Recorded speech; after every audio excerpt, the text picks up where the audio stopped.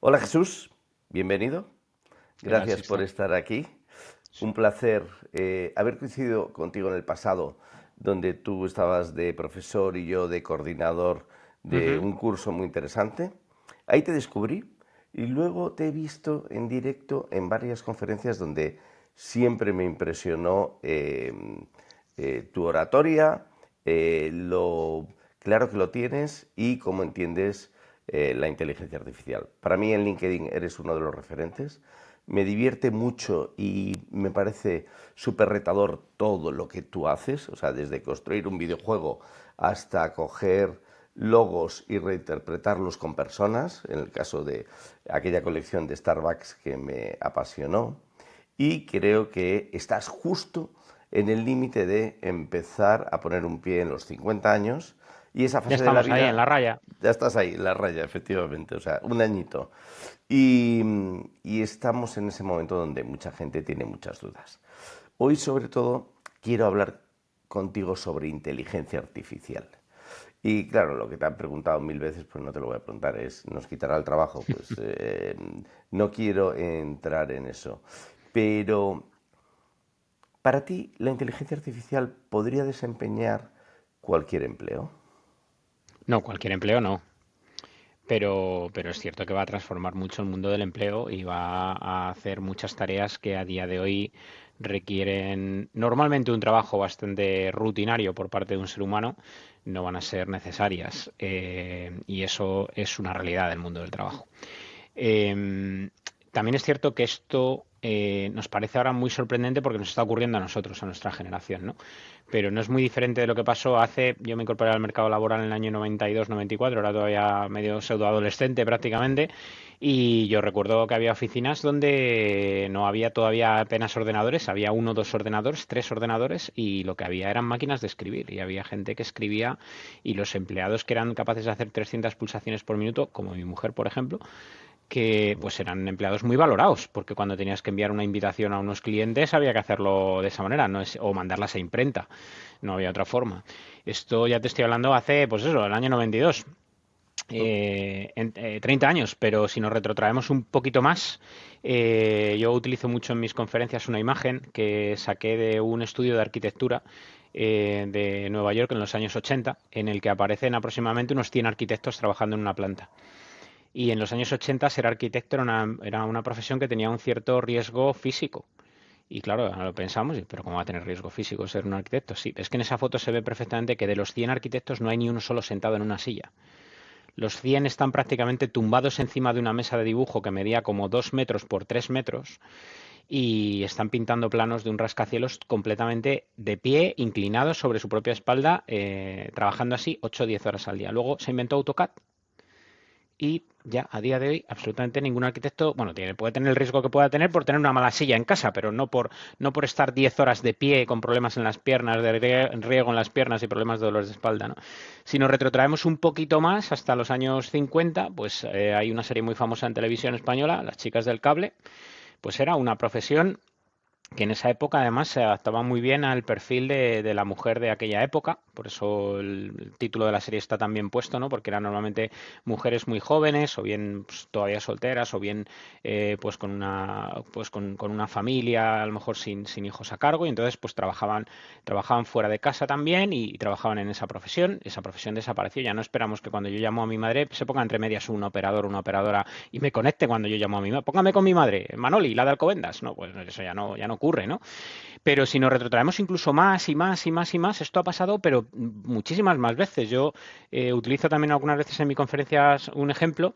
En el año 1935, el lobby que formaban el sindicato de actores y músicos en Estados Unidos consiguió 10 millones de dólares para tratar de literalmente sobornar a congresistas americanos para que prohibieran una cosa terrorífica que iba a acabar con la industria a la que ellos se dedicaban, que era el cine sonoro.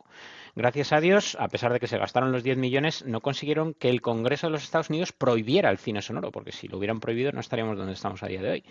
Y si nos retrotraemos un poquito antes, hasta el año aproximadamente 1908-1910, cuando el primer motor de Ford pasa a la producción masiva, En Nueva York, 4.000 personas, 4.000 carretilleros de vehículos de tracción humana y equina, es decir, gente que tiraba de un carro con sus propias fuerzas, se pusieron en huelga, porque para ellos la producción del motor de explosión obviamente acababa con su medio de vida.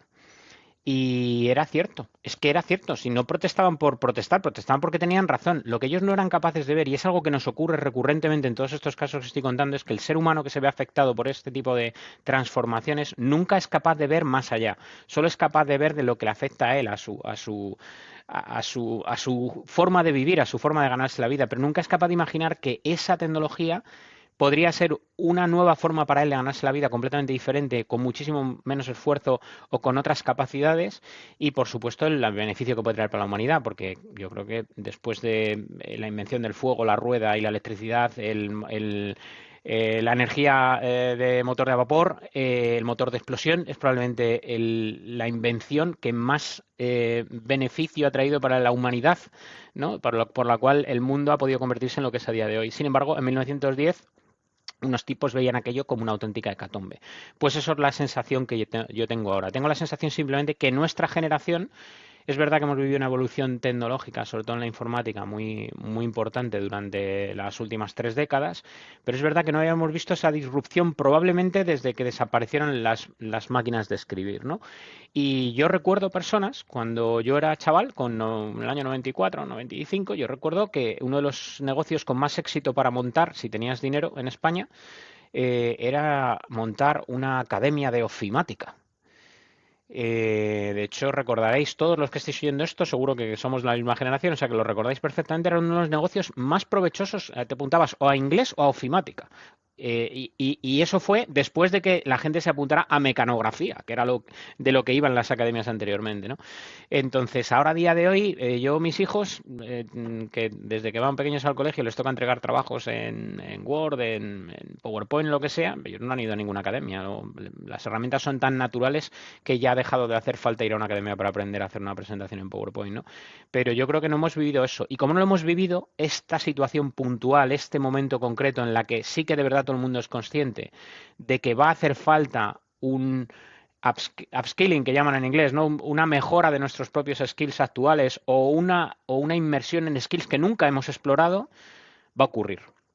Y van a desaparecer algunas profesiones, seguramente, algunas desaparecerán, otras se transformarán de una forma tan enorme como el caso de los arquitectos que contaba, ¿no? O no sé, y algunas pues se verán afectadas en mayor o menor medida, pero la realidad es que la sensación que todo el mundo tiene, por supuesto yo también como individuo, es que prácticamente van a ser muy pocas las profesiones en las que la inteligencia artificial no tenga un impacto significativo.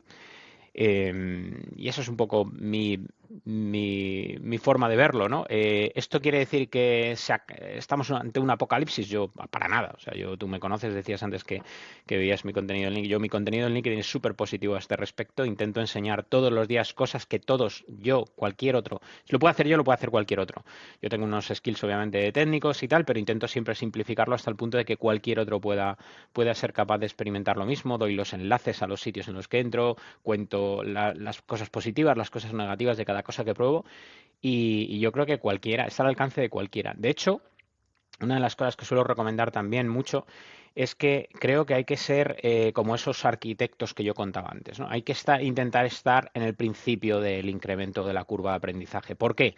Porque a la velocidad a la que está progresando la inteligencia artificial, y lo vamos viendo en función de lo que ha ido ocurriendo en los últimos, especialmente los últimos 3 años con la inteligencia artificial generativa, yo llevo un poquito más en inteligencia artificial, mi primera solución en producción ya era en el año 2019, pero empecé a hacer cositas, mis pinitos en 2017, con modelos más de inteligencia artificial tradicional, se llaman ahora, ¿no? Es como tradicional, es hace 7 años, ¿no? Ahora lo llamamos tradicional, pero que es de hace 7 años, ¿no?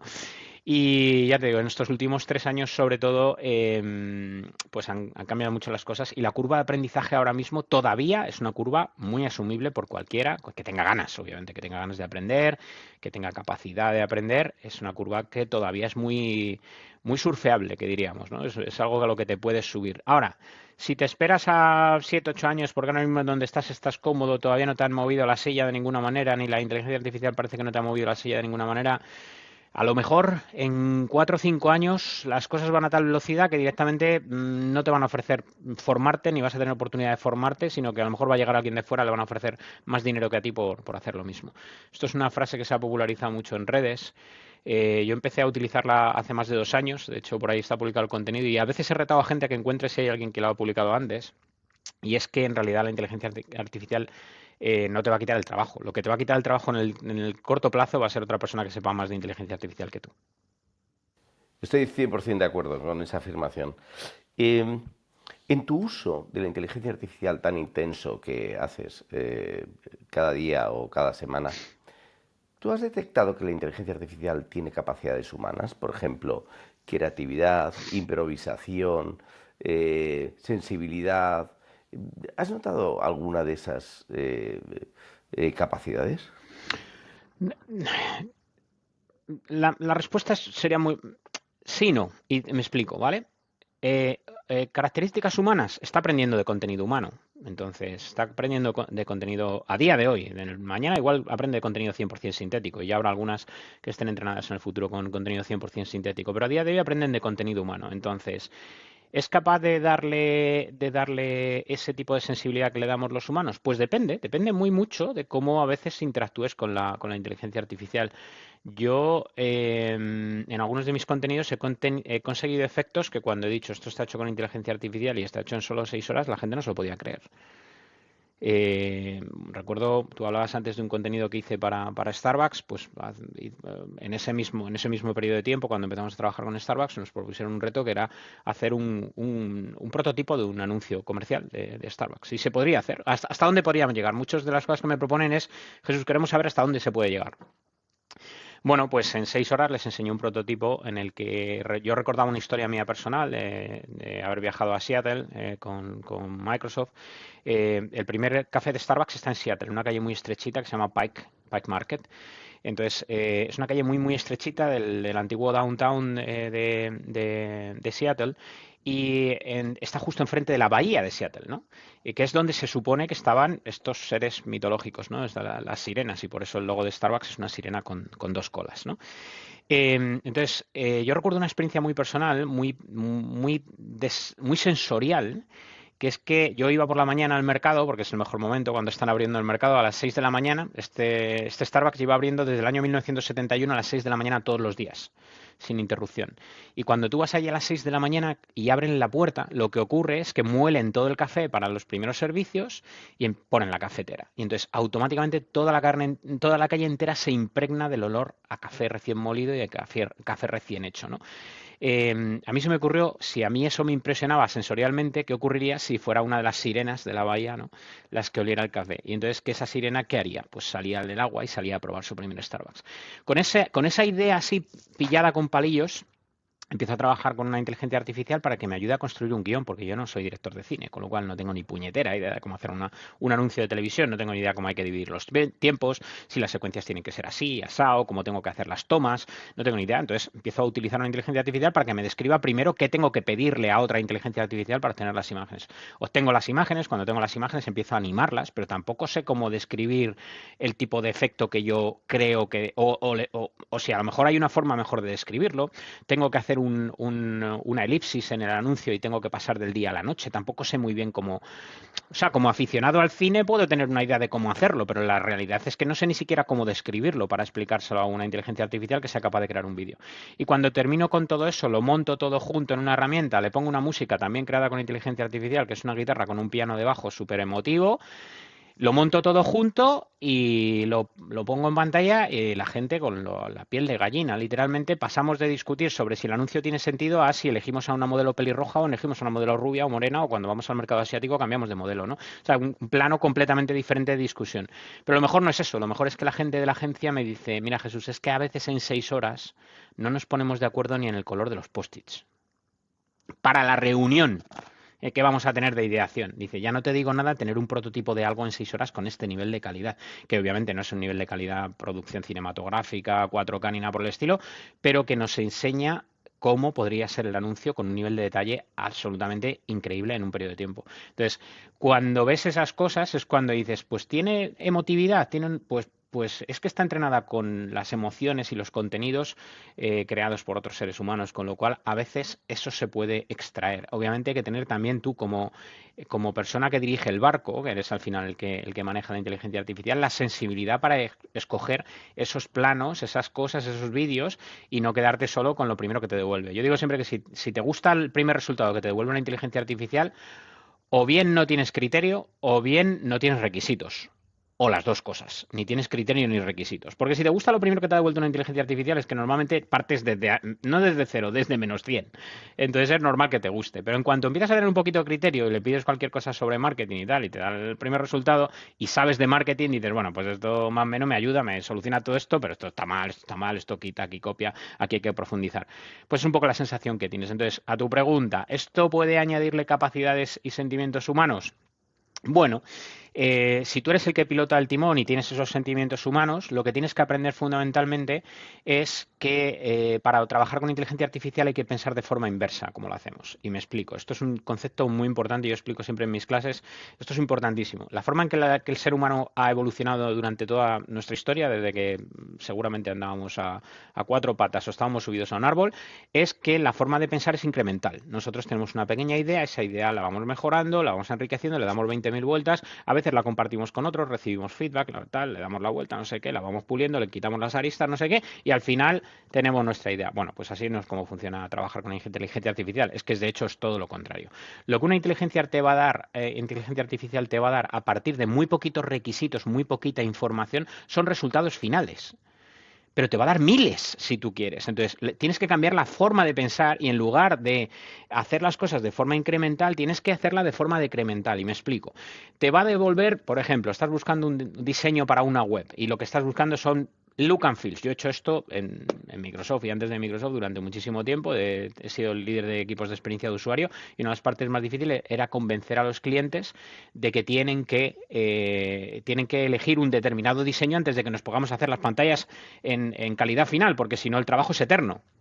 Entonces, primero hay que darle una forma al look and feel. Bueno, pues ahora tú tienes una inteligencia artificial a la que le puedes pedir 28 look and feels, le das incluso los colores que quieres y te va a hacer 1000 diseños. Y entre los 1000 diseños dices, me gusta este, con la estructura de este, con la iconografía de este, lo voy a mezclar. Y con esto voy a hacer. Entonces, pasas de ser el que va incrementando la idea al que va refinando y podando el árbol para que aquello quede como tú querías en tu idea original, ¿vale? Entonces, es una forma muy diferente de pensar. Y todo eso tiene relación con lo que me preguntabas, ¿no? ¿Ayuda, razona o tiene sentimientos de humano? No, no los tiene. Simplemente está entrenada con contenido de humanos. Y si tú tienes la capacidad suficiente para identificar, porque yo hay veces que hago 1000 imágenes para hacer algunos de mis diseños, pero yo me quedo con una o con dos.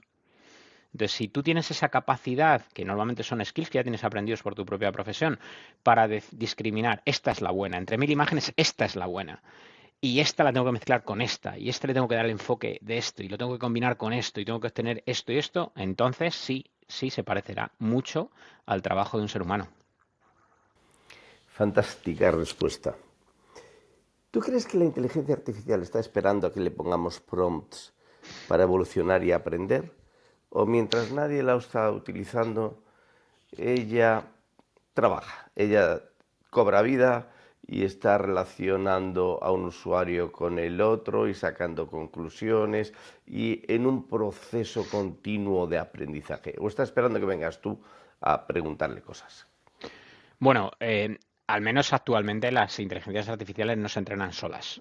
Sí que es cierto que hay algunos mecanismos ya, como por ejemplo son algunos tipos de agentes que están especializados en una tarea, con lo cual tú puedes solicitar a un grupo de agentes una determinada tarea y ellos se buscarán en cierta manera la vida, por así decirlo, para intentar solucionarla. Pero a nivel de capacidad esa de autoaprendizaje o algún tipo de consciencia, pues estamos todavía lejos de eso. A mí me hace mucha gracia cuando alguien me sugiere este tipo de cosas, porque yo no sé si la gente se acordará, pero en el año, si no me equivoco, en el año 2021, un ingeniero de Google fue despedido porque dijo, teniendo un chat con un modelo que ahora sabemos incluso qué modelo era, que era un Llama de las versiones preliminares, que tenía conciencia de sí mismo. No, lo que estaba recitando es de memoria textos de filosofía existencial con los que había sido entrenado. Entonces, si tú empiezas a retarle en filosofía existencial sin ser además tú un experto en filosofía existencial, pues te va a machacar porque está entrenado con textos de filosofía existencial. Entonces, ¿qué pasó? Que el tipo se asustó, pero en vez de decir internamente, oye, que tenía una experiencia un poco aquí religiosa con una cogió el tío y lo publicó abiertamente en Twitter y le echaron obviamente por violar las políticas de privacidad de su propia compañía. Pero ahora nos resulta ridículo porque ese tipo estaba sugiriendo que algo que a día de hoy los mejores modelos y los mejores expertos a nivel mundial predicen que ocurrirá dentro de unos cuantos años, ese tío decía que ya había ocurrido hace 3, ¿no? Pues ahora nos parece ridículo. ¿Por qué? Pues porque lo normal es que con los casi 100 años de historia, ciento y pico años de historia de la cinematografía, Fritz Lang, en una de las primeras películas icónicas, ya utiliza un concepto de robot o inteligencia artificial que va a intentar como destruir al mundo, ¿no? Y estamos hablando de películas en blanco y negro y cine mudo. Entonces, siempre el ser humano, porque es un elemento bastante atractivo en la narrativa, especialmente argumental, pues que si tú inventas algo, ese algo se vuelve contra ti, se vuelve contra ti. El monstruo de Frankenstein se vuelve, o sea, es algo que está en la narrativa, en la literatura, ¿no? Incluso mucho antes, ¿no? De todo aquello que tú creas con tus manos tarde o temprano. Es una historia bastante recurrente en todos los tipos de narrativas, ¿no? Tanto la escrita, la literaria, desde hace décadas, como si miramos textos incluso, pues yo tengo por aquí un montón de libros, pero si miramos textos, pues yo qué sé, tengo aquí, mira, por aquí tengo el juego de Ender, ¿vale? En el juego de Ender se fabrica un videojuego en el que reacciona emocionalmente a cómo el usuario está interactuando con él, ¿no? En tiempo real, además, ¿no?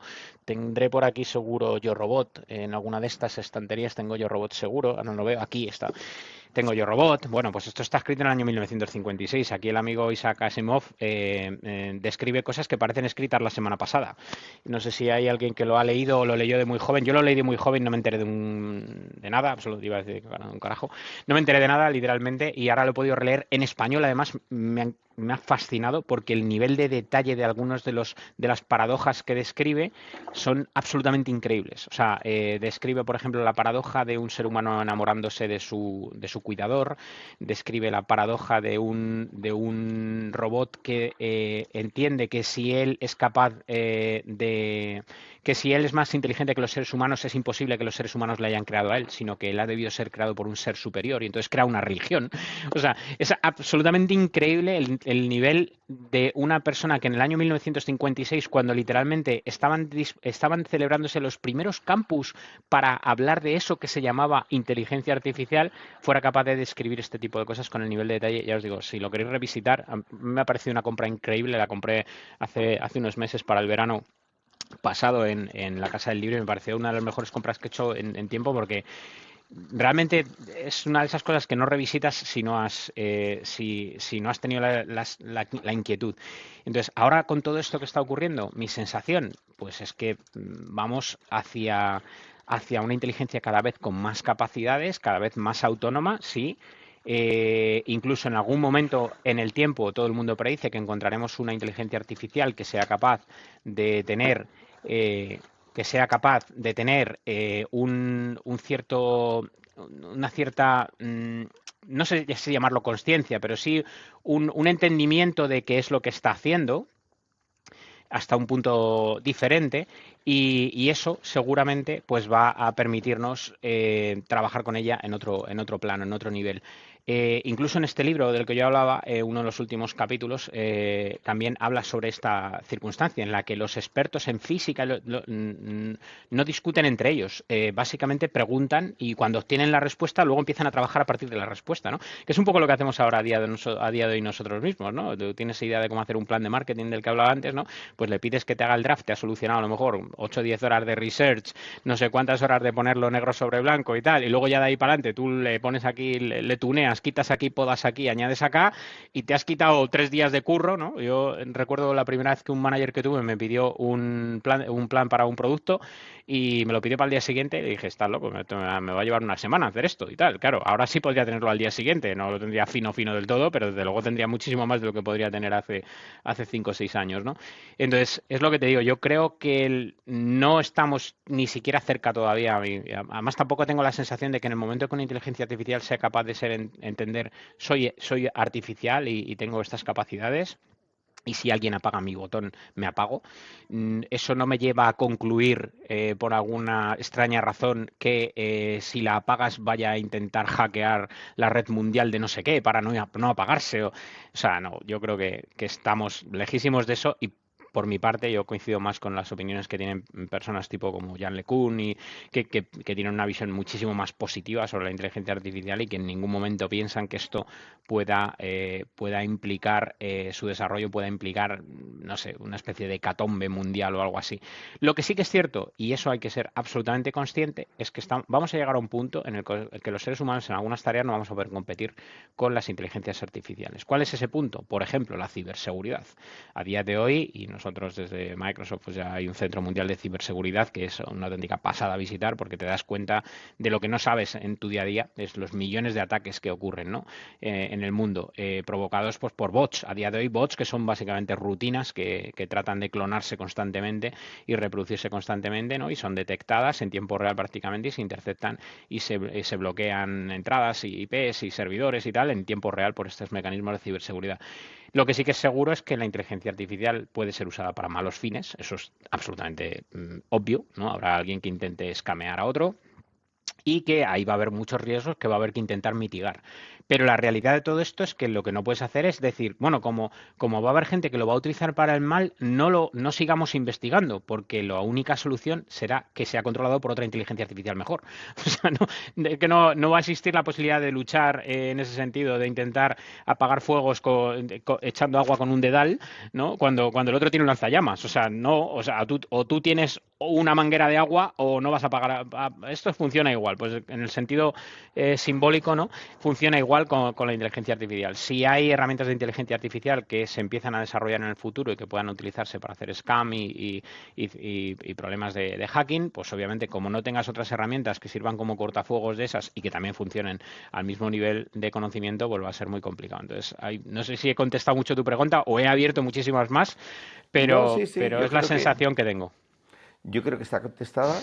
Creo que es una visión por parte de un experto con mucha autoridad, porque llevas años utilizando a un nivel muy avanzado la inteligencia artificial.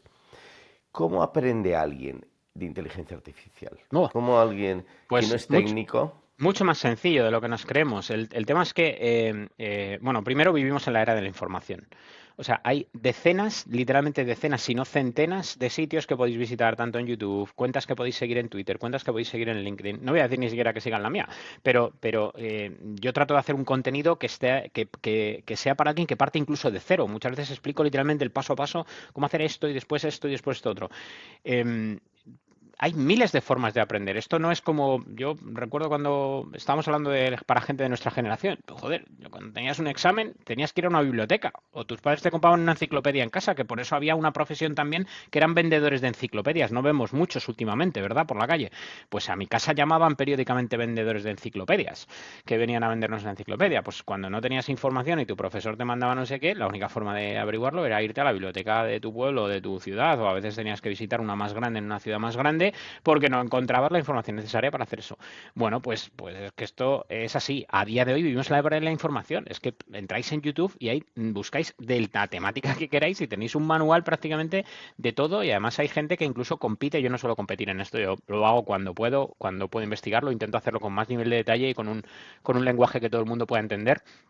Pero hay gente que literalmente lanzan ayer la herramienta y no duerme. Tengo algunos amigos en otras zonas del mundo, en Singapur, que esa noche no duermen para ser el primero que publica la review de esa herramienta, ¿no? Bueno, pues oye, cada uno tiene sus inquietudes y sus necesidades, ¿no? En cuanto a la hora de crear contenidos, no es mi caso, pero que la información la tenéis ahí. ¿Cómo aprendes? Pues mira, yo suelo recomendar una cosa muy fácil. Empezar andando. O sea, esto, ¿sabes? El caminante no hay camino es tal cual. O sea, si puede, yo hace 3 años y medio, cuando intento enfocarme más directamente en temas de inteligencia artificial generativa, porque ya he trabajado con inteligencia artificial tradicional, me propongo un plan de autorreadiness, ¿no? De autoaprendizaje, ¿no? Y mi plan es, le voy a dedicar todas las semanas 2 horas a mirarme algo que no conozco. Yo hace muchos años, cuando entré en Microsoft, recibí un consejo de una persona que aprecio muchísimo, le tengo mucho aprecio, pasan muchos años, seguimos siendo amigos, que una vez yendo a uno de estos eventos principales que tenemos en Seattle, me vio haciéndome el calendario, ¿no? De, pues mira, es una semana entera de formación, prácticamente 8 horas al día, ¿no? Entonces te vas marcando por voy a ir a esto y tal. Le dice, ¿qué sesión estás marcando? Digo, pues esta de no sé qué, esta de no sé cuánto, esta que controlo, esta. Dice, pero vas a ir a sesiones de cosas que ya sabes. Y le digo, sí, claro, si no, no me voy a enterar. Dice, no, no. Dice, aquí se viene a lo contrario. O sea, tienes que marcar todas las sesiones en las que no sabes nada. Y digo, pero eso no tiene sentido. Dice, ¿cómo que no? Dice, tú a una sesión en la que ya tienes el nivel 80%, dice, en el mejor de los casos, que sea la mejor sesión de la historia de tu vida, vas a adquirir ese 5 o 10%. Dice, y cuando llegues al 90%, igual de ahí para adelante ya discrepas con el propio ponente. O sea, que ya ni siquiera estás de acuerdo con lo que le está contando. Dice, en cambio, vas a una sesión de algo que no sabes nada. Dice, y es que de ahí te pone de 0 a 20. Y dices que de 0 a 20 has pegado un salto cuántico, ¿no? Porque partes de nada. Pues con la inteligencia artificial pasa lo mismo. Probar un modelo, uno a la semana, uno, que haga lo que sea. Imágenes, música, vídeo, un nuevo modelo de texto que me ayuda a hacer código, lo que sea. Probar uno a la semana es muchísimo mejor que no probar ninguno. Pero es que probar dos te planta ya en otra esfera, porque ya tienes criterio para comparar.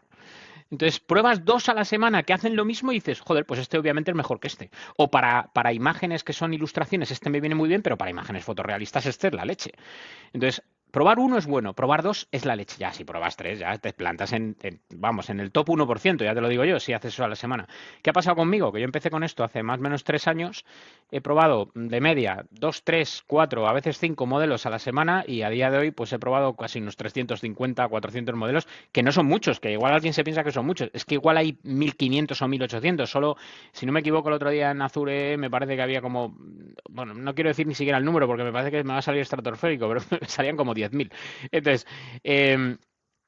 que 350 no son muchos, pero te dan un background, te dan un entendimiento, te dan la posibilidad de comparar y entonces ya, claro, entiendes perfectamente, pues esto compara con esto y esto tal, y entonces es cuando empiezas a hacer, yo empecé hace unos meses a hacer una cosa mía propia que llamo revisiones de IA honestas, ¿no? Honest IA Reviews. ¿Y por qué empecé a hacerlo? Porque veía que todo el mundo utilizaba siempre los mismos. También es cierto que las redes sociales se prestan mucho a esto, ¿no?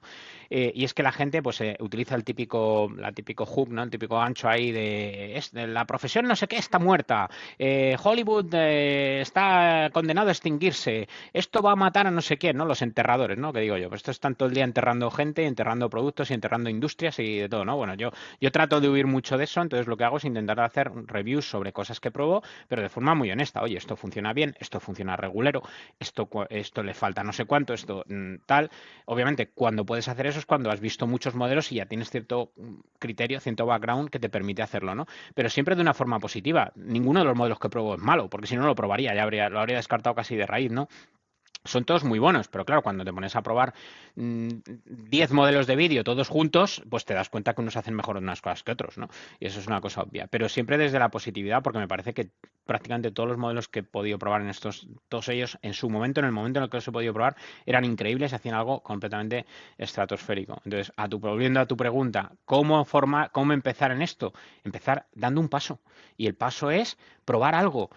Tenéis ChatGPT, que es gratuito hasta la versión 3.5, que ya, bueno, yo recuerdo cuando salió ChatGPT 3.5, la gente te volvió a hablar otra vez de máquinas que nos van a destruir y no sé qué, y es ChatGPT 3.5, que ahora la gente se da cuenta que lo puedes engañar diciendo, oye, ¿que cuántas son 5 y 7? Y dice, son 12. Dice, mi mujer dice que son 14. Dice, pues tu mujer lleva razón, ¿sabes? Pues, o sea, que sabe que es un chatbot al que se le puede engañar muy fácilmente, que tiene unas capacidades tal. Luego han salido muchas versiones posteriores y ahora hace una semana acaban de anunciar una versión que ya va a costar $200, en las que ya los propios creadores dicen, bueno, es que esto ya puede hacer algunas cosas de nivel de trabajo que puede empezar a resultarnos a nosotros interesante monetizar esto, porque esto puede ahorrar mucho trabajo y nosotros queremos recibir una parte de ese revenue, ¿no? Entonces, lo mejor es empezar probando. Y ya te digo, no ponerse un límite. Lo que hay que hacer es ponerse un objetivo. O sea, la gente cuando se forma parece como que se pone límites. No hay que ponerte límites, lo que tienes que ponerte es un objetivo. Pues mira, quiero aprender un poco más de cómo funciona esto. Bueno, pues voy a buscar unos cuantos creadores que hayan hablado de esto. Buscas cuatro palabras clave en Twitter y te aparecen 89.000 millones de tweets sobre ese tema. Pues ya está. Te copias 4 prompts, tal, no sé qué. Y luego, cuando empiezas a hacer eso, ya os digo, vas adquiriendo cierto background. Y luego hay algo que yo insisto mucho en todas mis clases y tal, es que tienes que intentar encontrar tu workflow, ¿vale? Yo si volviera a hacer algunos de los contenidos que hice hace 3 años con inteligencia artificial súper precaria, cuando estaba haciendo de beta tester de algunos modelos que a día de hoy ya están incluso obsoletos, ¿vale? Si tuviera que volverlo a hacer hoy a día de hoy el contenido, obviamente cambiaría de modelos, pero seguramente lo que no cambiaría mucho es el workflow, porque el workflow me ha funcionado muy bien. Y el workflow se basa en fundamentalmente mm, hacerte tu propia sala de coideación con algún GPT de turno, y no voy a mencionar ninguno, da igual, yo utilizo ChatGPT, tengo algunos chats que tienen 18 meses de antigüedad y que están especializados, por ejemplo, en fotografía o están especializados en determinadas tareas porque lo he entrenado así, incluso le he dado manuales de esa temática. Entonces, empezar a elaborar eso, luego tratar de refinar los prompts. Hay algo que tener muy claro y es que cada modelo de lenguaje está entrenado de una forma diferente y validado de una forma diferente, con lo cual no todos entienden lo mismo. Si tú piensas que un prompt que funciona muy bien en DALL-E va a funcionar igual de bien en Midjourney o va a funcionar igual de bien en Flux, estás equivocado porque cada uno de ellos ha sido entrenado con un modelo de lenguaje diferente. Entonces yo recomiendo una cosa que es un experimento que obligo a probar a todos mis alumnos cuando doy clase, y es que muchos de estos modelos tienen capacidad de computer vision, ¿vale? ¿Eso qué significa? Significa que tú les puedes subir una foto y les puedes preguntar que la describan. Cuando un modelo describe una foto que tú le has subido, entonces es cuando te está revelando las palabras clave que él utilizaría para describir esa foto. Y ahí es cuando aprendes que algunos prompts en unas plataformas funcionan muy bien porque utilizan determinadas palabras clave y en otros sitios se llaman de otra manera. Entonces, por ejemplo, es un ejercicio muy fácil y que es muy entretenido de hacer. Y ya digo, yo, por ejemplo, pues ayer mismo estaba ayudando a mi chaval que se está preparando un examen de inglés, pues había un par de cosas que el profesor simplemente sucintamente nos puso. El examen va a incluir los phrasal verbs A, B, C, no sé qué, no sé cuánto. Vale, pues yo utilicé ChatGPT, genérame un ejercicio en el que genérame 10 frases en inglés que utilicen estos phrasal verbs. Y nos generó un examen, literalmente, en cuestión de segundos. Pues si yo lo hubiera querido hacer, aunque yo tuviera la voluntad de ayudar a mi hijo con el inglés y tal, lo que no tengo es el tiempo de hacerle yo el examen, imaginarme yo las 10 frases. En cuestión de segundos teníamos 10 frases con phrasal verbs. Entonces, ¿cómo aprender? Probando. Probando, en serio, probando. Cuanto más probéis, más sabréis, más criterio tendréis, más capacidad tendréis también para intervenir en conversaciones cuando estéis en una red social y veáis un hilo que os interesa, de una temática que os interesa o que es relativa a vuestra propia profesión en la que estáis especializados, y ahí es cuando podréis decir, bueno, pues esto tiene sentido. Yo, por ejemplo, ahora he empezado a trabajar mucho con gente que está en el mundo del cine y del diseño de efectos especiales y demás.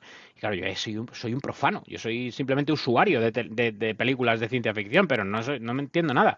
Entonces, claro, yo ahí parto como soy un auténtico alien. Yo tengo un conocimiento tecnológico y ellos tienen el conocimiento funcional. Entonces, de la mezcla de su conocimiento funcional con mi conocimiento tecnológico es donde surgen grandes cosas, porque ellos me dicen, mira, ¿yo qué problema tengo? Pues necesito esto, tal, pues eso lo puedo hacer yo. Y yo digo, yo llego hasta aquí, pero ya cuando ya tengo el humo, por ejemplo, yo no sé cómo hacer que el humo esté delante o detrás de un plano. No, eso lo puedo hacer yo con esta herramienta o con tal. Entonces, ahí es cuando realmente te das cuenta que la inteligencia artificial es un potenciador de tus skills en tu temática, sobre todo en tu temática principal, pero también te puede llevar a otras temáticas que nunca has explorado. Y tú comentabas antes sobre el videojuego, ¿no? que estoy haciendo. Bueno, pues yo llevo toda mi vida enamorado del mundo de los videojuegos, pero nunca había desarrollado uno hasta que la inteligencia artificial me ha permitido llevar a cabo uno de mis sueños de la infancia, que es crear mi propio videojuego en el que yo soy el protagonista. Sí, lo he visto y me parece una gran obra. Lo bueno de hablar con un sabio es que con 4 preguntas has rellenado 40 minutos. Y entonces Eso es que hablo hemos mucho. llegado, hemos Es una llegado. No, forma no, es preciosa de decirme que hablas fantástico. un montón, No, Jesús. no, no, pero o sea, hablas mucho porque sabes mucho, si no, no hablarías tanto. Pero lo que sí eres es muy fácil de entrevistar.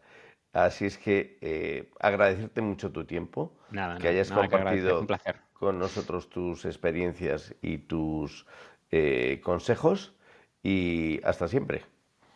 Un placer. Aquí estamos.